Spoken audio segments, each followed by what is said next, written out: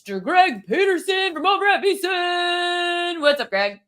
You're just like me, Ariel. You always want winners for the people, and that's what makes you so great, and I appreciate being here. Thank you. We work hard to do our research, give out winners. People don't realize, like, there are some people, Greg, and you have been around this business a long time. There are people in the gambling space who are in it for social media, influencing, and like all the wrong reasons.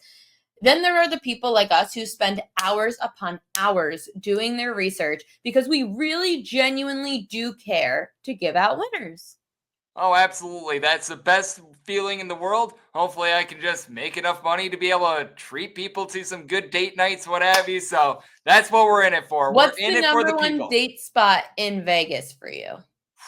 Well, I went to a few nights ago just this absolutely incredible spot called Bizarre Meat. It was just an absolutely amazing experience by Jorge Andres. That was great. I mean, obviously, when you could go to Circa Legacy Club, just enjoying a nice drink, a great view, that is a great spot as well. Everything in Circa. I mean, it's really Barry's good. is my heart. Yes, Barry's is an absolutely tremendous steak place. Top of the world is really good as well. And then I'm still staying for Texas Roadhouse. Like sometimes you can go lavish, sometimes you can go luxury, but when you can just enjoy a nice meal, you get it at a great price, you know that the service is going to be good, and the rolls. You always get the rolls at Texas Roadhouse. Oh, always have to get the rolls at Texas Roadhouse. And at Barry's, the underrated dish that is actually my favorite dish in all of Vegas is the bone marrow pasta dish. The appetizer, yes. like we get it as an appetizer for the table, and you take the bone marrow shot. Have you done it? I've never done it before, but I have heard very, very good things about it. And yeah, that sounds absolutely amazing. I actually have a video. So when you talk, I'm going to send myself the video to post into this, and we can all watch me doing a bone marrow shot together. And I need to charge my phone because it's dying. So anyway, let's talk a little NBA Finals because we've got a Game 7, Greg, and I am sure that you have something about Game 7s that's an interesting thing that the people should know.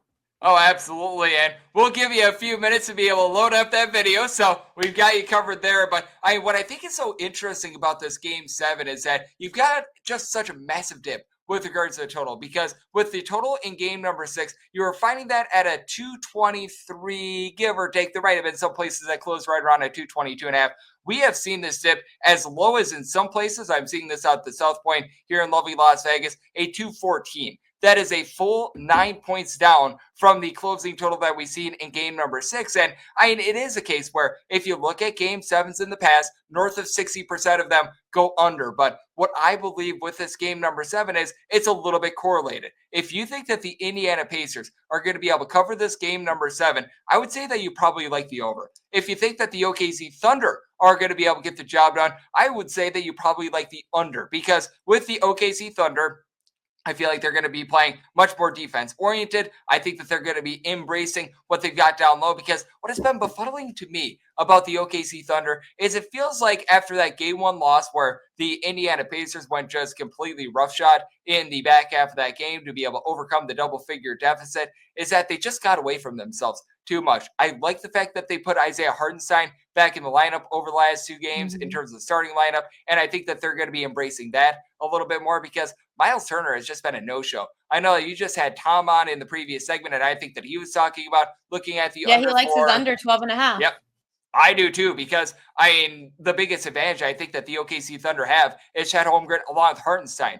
I was seeing Hartenstein's rebound prop. If you go 7+ rebounds, you're able to get that at like minus 105, minus 110. When that opened up, I fired on that right away. And I think that you're going to see this OKC Thunder team really try to be able to pound it down low. So that's why I do think that if you like this game, and personally, I've been live betting the postseason all throughout. And if you've done nothing but bet the team that's been down in the fourth quarter, not just in this series, but in the entirety of the postseason for the Indiana Pacers, you've been able to make just a killing with regards to being able to make those bets. I think that's going to be the case here. Whoever's down in the fourth quarter, you bet them. But if you're looking at this from a little bit more of a pregame perspective, if you think that the OKC Thunder get the job done, win and cover, take that under. If you like the Pacers, take the over. Shawn Michaels said because OKC he feels has no value on the regular spread, he sprinkled on 12-1 at minus 20. I think that that's interesting, and I think that that's a good look to be able to do as well. And I would say that if you like the OKC Thunder as well, a way that you're able to perhaps find a little bit more value, because I mean the money line is just so juicy. You're not going to be able to get a whole heck of a lot of value there. But I mean, even if you were looking at like Shea Gilgeous-Alexander to win Finals MVP, that's more like a minus 205. And unless if Jalen Williams has some like historic game number 7, like who else?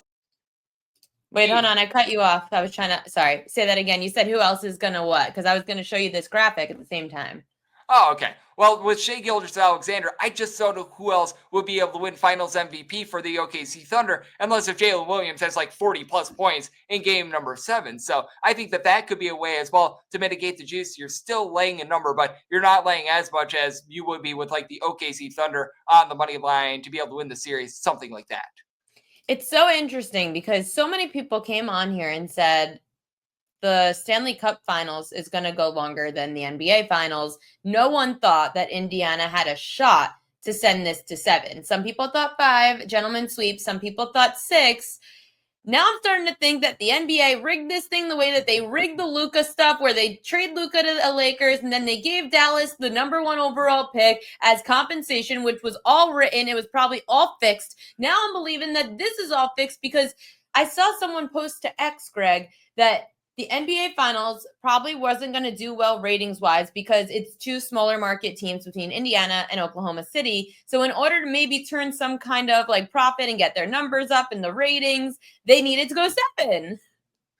Now, I will say they probably fell rear end backwards into this one, too. And the reason why I just don't think that that's the case, the game 1 threes that the Indiana Pacers hit, you just can't duplicate those if you tried. Like, it was just absolutely ridiculous what we saw in terms of that comeback. And the Pacers did everything that they could to lose that game prior to that, with losing that turnover battle 24-6.